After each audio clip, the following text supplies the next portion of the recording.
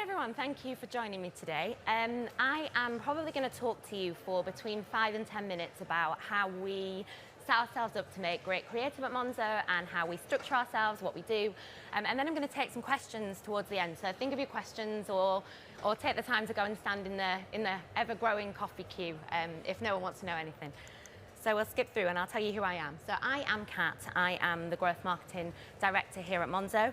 I have worked in growth marketing for many years, too many years now, across media, entertainment and the financial services industry. And I look after everything at Monzo that is growth marketing related, and that is primarily new customer acquisition and then any activity that runs across and sits across our digital channels. And then I think carefully about how our customers experience Monzo in the first 30 days that they join us and make sure that they get delightful experiences as they go through. I live in the Yorkshire Hills, as you can probably tell from the accent.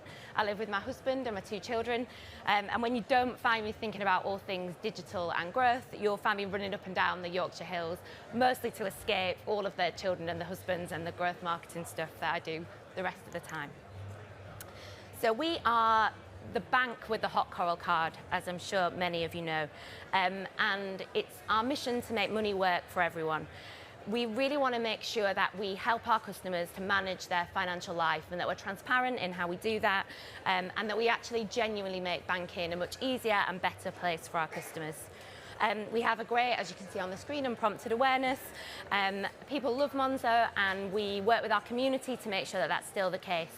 So we do things like allow our customers to vote when we make changes in the app, to tell us what improvements they'd like to see in our core experience.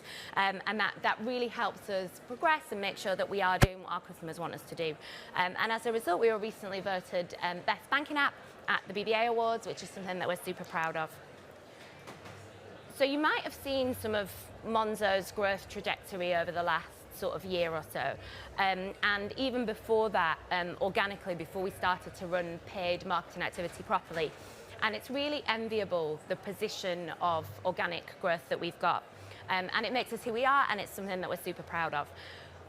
But that obviously has to be supplemented to make sure that everybody gets to hear about the Monzo magic with paid marketing activity, which runs at all stages of the funnel. And so what we do is we supplement that organic growth with activity at the conversion stage, the product consideration stage, and then more recently, certainly, at the awareness stage, so making sure people understand exactly what Monzo is and what we stand for. And I think it's one of the key ingredients to our success is that we've also been innovative in the product space too. So you can't go out in your creative or in your marketing material to the market and say, this is who we are and what we stand for, if people get to your app and your product and the experience doesn't stack up. So people need to be able to register seamlessly, to be able to manage their core banking seamlessly, and to have the right product set so that the customers get a really great experience with us and we actually live up to expectations and they stick around. So from a creative point of view, one of the things that I was super keen to do when I joined Monzo just over a year ago was make sure that we had as much control and as much agility over our activity as we possibly could. And so we went about in-housing what was a kind of 1-2 person growth marketing function and a little bit of help from an agency, and bringing that completely in-house. And so there are now 12 of us in the in-house team who work solely on growth marketing, soon to be 14. And then we're supported by a multitude of people internally too, like brand designers, like a great MarTech team, a great data team who help us really make sure that we can test and learn and optimize. And I think what that allows us to do is make sure that we always test and learn, we always optimize. But what we do rely on from a creative perspective is third parties to help us with some of the content that we probably couldn't or wouldn't want to produce in-house, and that's some of the user-generated content, some of our paid ads, some of our higher funnel brand activity. And we also work really closely on creative production with the partners and the platforms that we run ads in, which has been really critical for us. So we've participated in things like the TikTok Creative Exchange, which has allowed us to work with different creators to get lots of different content that we can use. And so that's definitely something that I recommend exploring. And we do the same with Meta and with Google as well. And so I guess this one probably isn't much of a spoiler alert, but one that is definitely worth saying and one that we hold ourselves true to, which is that relevant and relatable content is what works. That is the most important thing. So I think it doesn't have to be funny or or even necessarily exactly what everybody else is doing, but it does have to be relatable and relevant at the time. So if you think about, and I'll share some examples if they play later on, about how we do that on TikTok, so how we use some of the trending topics of the time to make sure that we're relevant. But I think the most important thing here is to make sure that you find the place where you can play, the place where you are relevant, and the place where you can really add value. So for example, at Monzo, we index on educational content quite a lot. So we tell people about things like the 1p Savings Challenge, which allows them to really use our functionality to help them with their financial life. We talk about relatable money moments like people not paying you back, like splitting bills with friends and how difficult that can be, so that we can weave the Monzo product narrative into that and it be relevant. And we really try to steer clear of topics where we ask ourselves, do we have something valuable to say here and something that we can give to customers? And if we don't enter into that creative space or that narrative, because it's not our place to, and it ruins our authenticity if we do that. The other thing that we really make a point of doing is when we run campaigns that go through the line, we work with multiple creative agencies and our in-house team to make sure that that content is relevant for the channel that it's on. Because it's so easy, and you see so many brands design an amazing brand campaign which works for TV and connected TV, and then when you translate it to YouTube and short form content, or when you just put that brand clip on TikTok, it doesn't resonate, it doesn't work, and it doesn't convert. And so I think that one's a really critical one to bear in mind as well.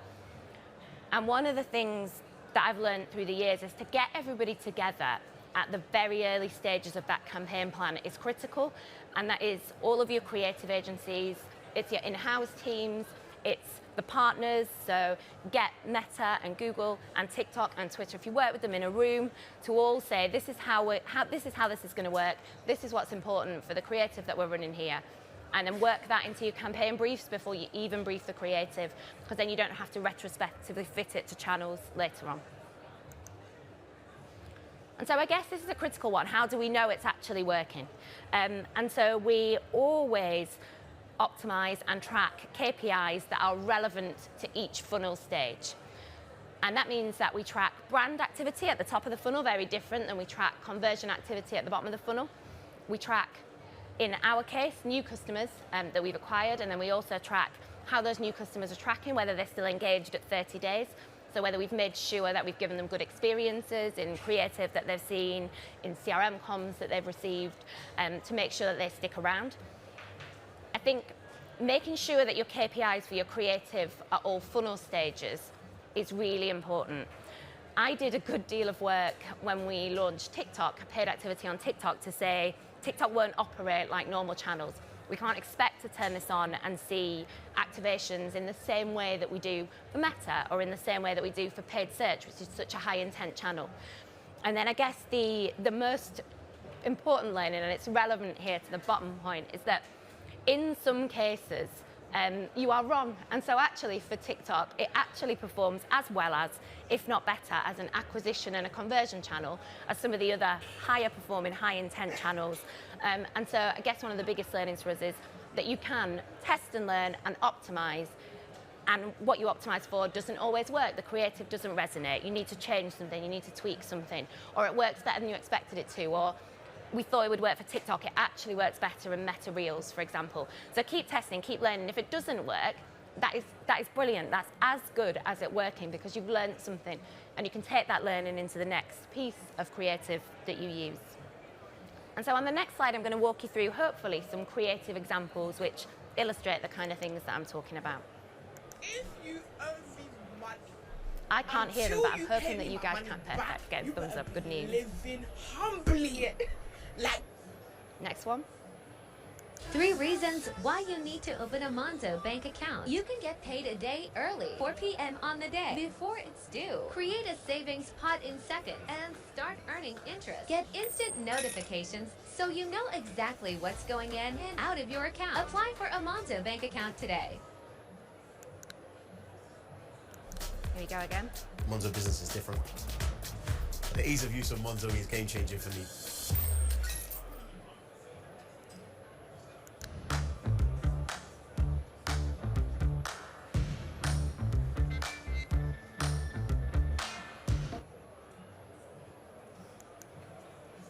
Thank you very much, and I'll hand over for any questions. I don't know whether we've got any in the app or... Yes. Perfect. We've got a few. I'll try and be closer to you so you can hear me. Just to say, if you are struggling with hearing us, we're on the purple channel, so do click through to the purple channel. If you can't hear us on the purple channel and you can hear whale noises or other music, just click 5 times. Probably for the best. No, if you click 5 times through, then you will land on us, which I think is the best, to land on us. So, first question, talking about challenges and how you navigate those. How do you manage the challenge of explaining the value of brand awareness when there's no direct attribution that can be measured? If there is? So it's a really tricky balance to measure brand activity and to get it right. And I don't think that there is a real defined solution that applies to all. And I think even if you move towards an MMM model which takes in econometrics and tries to measure brand activity against your new customers that you acquire or against any engagement metrics that you have, it doesn't match the econometric or the MMM model that someone else will have or that someone else will suggest. And so quite often it's difficult to get buy-in to the models.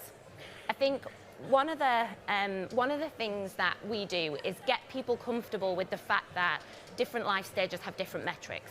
So you can measure conversion metrics for conversion activity, and you can measure product and brand lift metrics at the middle consideration tier, and then at the awareness tier at the top. But what you shouldn't do is try to track directly against your brand activity metrics like conversions, like new customers. What we do to get people comfortable with that concept is apply guardrails. So we look at things like blended CPAs across all of our brand spend, our conversion and our consideration spend divided by the entirety of new customers. And as long as those blended CPAs stay within an allowable level, people can feel more comfortable that the brand activity is working. So we look at trend lines overall. So what happened when we introduced the awareness and where did we trend? And then what did that blended activity look like? And then it is up to us in growth marketing and in the brand team to make sure that our activity is optimized and measured underneath that. So there's no easy answer in honesty, but you can definitely put guardrails in around things that you know and reminding people that there are things like brand lift, like consideration lift, you can track in those tiers that allow them to feel a bit more comfortable. Amazing. Staying on metrics, but slightly different angle here. So what would be your advice for producing creative when launching a new channel to test? Yeah, of course. So there is definitely something to be said for testing creative that you've got in a channel. And so whilst I talk about designing for channels, that doesn't mean that creative that already exists won't work. But I do think it's super important to listen to the experts and the partners who know best about what creative performs in that channel and take those learnings into your own creative. We produce a bank of creatives when we launch in any new channel, so that we have the ability to, if we see them not working or see them fatigue, we can swap creative in and out to see what works. And we monitor ad fatigue in channel 2, and it's very, very different. So an ad fatigue's a different rate in a channel like TikTok than maybe it does in Meta, and maybe than it does in UAC. And so we keep a really close eye on when we're starting to see some of those metrics drop, and then we switch other creative in. I think the biggest learning that we have taken in some of the new channels that we've launched is that you cannot know what is going to work until you literally go into the channel and test and optimize and switch out, because it doesn't all operate in the same way, and it certainly doesn't operate in the way that you necessarily expect it to. Yeah. Just on that, how do you, with your team, so thinking about your team, how do you approach when you need to convince other teams for a new idea to test? What are the challenges? How do you solve? So, for example, product team, C-level, etc. Yeah, of course. So some of my team are here today, actually, and so I'm sure they'll correct me if I talk about this in the wrong way. But we are very lucky because Monzo is in scale-up phase, and so everybody really is excited about trying new ideas, wants to try new things.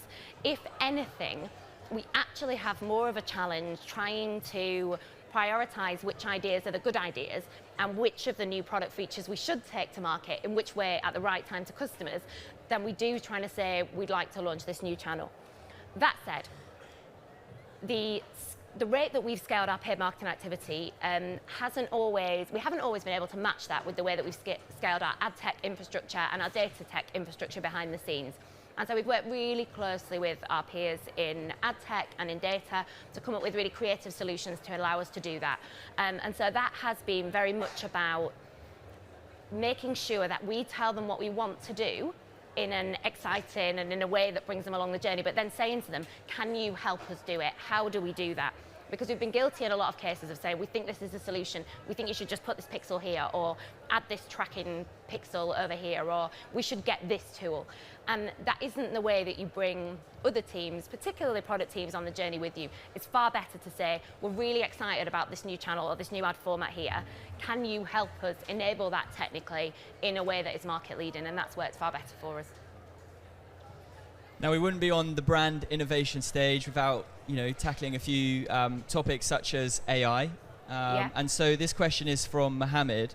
What role does AI play in your creative? Yeah, so I think we are thinking about ways that it can play a bigger role in our creative. And there is a team at Monzo who is thinking about that across the business more broadly, about ML and AI. I would say now the role that it plays is more in the optimization phase for us, and then maybe in some copywriting for some of our channels like paid search, where you need multiple variants of ad copy. We are so protective, and rightly so, of our tone of voice and of the way that we talk to customers. I'm really mindful of how we do that at Monzo. That using AI to produce a lot of our creative is not something that we necessarily see ourselves moving towards without a good deal of thought and planning to get there. That said, we do use it to do things like reduce down creative, we change end frames on creative using AI, and we use machine learning models to optimize to what's working, to make sure that the algorithm is optimizing our creative effectively, and to measure and to change our audience targeting. But at the moment, we use it more in that guise, things like value-based bidding for search, for example, rather than to produce creative specifically. But we're getting there, and it's an ambition of ours. Awesome. And just on the point of creating content, you mentioned some content is produced internally, some is external. Yeah. This question is, what types of content do you think is best produced by agencies and which is best internally at Monzo? Yeah, so I think it depends very much on the business and the campaign objectives and the scale at which we're at. But for us, we produce a lot of our static, motion graphic, creative in-house. We tend to do the piece where we take the brand concept and we roll it through the line in-house. But then things like user-generated content is a mix for us. So our user-generated content that you see on TikTok, we have an in-house organic social team who you will have all seen, who are phenomenal. And we use a lot of that creative in paid activity as well. But we also use agencies for some of that sort of actor-driven user-generated content as well. So I think big campaign ideas and anything user-generated or using actors for us typically tends to be external partners that we work really closely with, and then anything motion graphics or statics tends to be in-house. Again, changing a bit of track here, and I remember my first, Monzo card and that personal edge that I got, joining the bank, and maybe you remember as well. But this question is focused on how will you scale while still remaining personal to the consumer and keeping those magic moments that you talked about at the beginning? Yeah, of course. It's always challenging. But it's something that we always keep at the forefront of our minds. So a really good example is the way that we organise ourselves to think about growth at Monzo is with customer-focused objectives in the growth collective and the growth squads. So we don't think about, we have business KPIs, of course, but the business KPIs are customer-focused. So it is about not how we ship our product roadmap to customers. So because we've launched something and we think it's great, we tell everyone about it immediately. It's about thinking about how we make sure customers come to Monzo, get a great experience and get to do what they came for. So that might be to save or to travel. And then how also in their first 30 days, they manage to experience the many reasons that Monzo has to get them to stick around. So that's always at the forefront of our mind in everything that we do. When we challenge ourselves to frame briefs and problems and questions with the customer in mind. And so we will always push back if we see a brief that says, I don't know, we want to push this product to customers. We would always say, well, actually, what is in it for the customer and what do we want to tell them, and reframe it that way. I think one of the other important things that we do, though, is we always listen to our customers. So our community is really active. We're really active, as you'll see, across our social channels. So we interact really closely with our customers. We listen to what they say, and then we ship product features that customers have asked for. So it helps us make sure that we've got them at the forefront of our mind. And just sticking on this theme of scaling up and keeping the personal approach, looking internally. So what are some of the challenges and opportunities when you're looking to scale up internally as a team? Yeah, I think the biggest challenge is that you need to make sure that everything scales at the same rate as much as possible. So as you grow a growth marketing team, you also need to make sure that your ad tech infrastructure stacks up, that you've got the right propensity models for churn and to tell customers about the right things at the right time. And so it's that holistic picture that's the most difficult one to get right. We, as I mentioned before, organise ourselves in collectives rather than by disciplines. So that allows us to make sure that we've got product teams, CRM teams, data teams, marketing teams, all working together in one place, all going after the same thing, in a team that really collaborates on that focus, and that helps us to do that. But yeah, that's the biggest challenge, making sure that nothing is siloed and as it grows doesn't speak to other departments. Amazing. Kat, I feel like we've squeezed out a lot of insights. I've got time for one more question that's snuck in here at the top. Go for it. So was the orange card a growth choice, or are there other offline tactics that have worked well? Yeah, so our hot coral card is, of course, what we're known for primarily, and people love the hot coral card. You can see it in people's wallets all the time, and it's something that people talk about. You know, people want to have a hot coral card. So that is something that we're super proud of. We primarily run marketing activity across digital channels. We have run out of home previously, and it's something that we will certainly do again. And then for business banking, it is slightly different too. So for business banking, we do use offline channels like direct mail, and they work really well. I think when someone is setting up a business and they receive something through the mail, which gives them a good deal of information about what we can offer and how we can help them at that point, it resonates really, really well. But really, we don't necessarily think about it in terms of where the channels are, but we think about where our customers are. And so if offline channels like out of home and direct mail work, then that is what we do. If our customers are in the digital space, then that's where we talk to them. So we really think about where they are, and for every campaign, what best suits that need. Amazing. Kat, thank you so much for your insights and for your keynote. Let's give Kat a round of applause.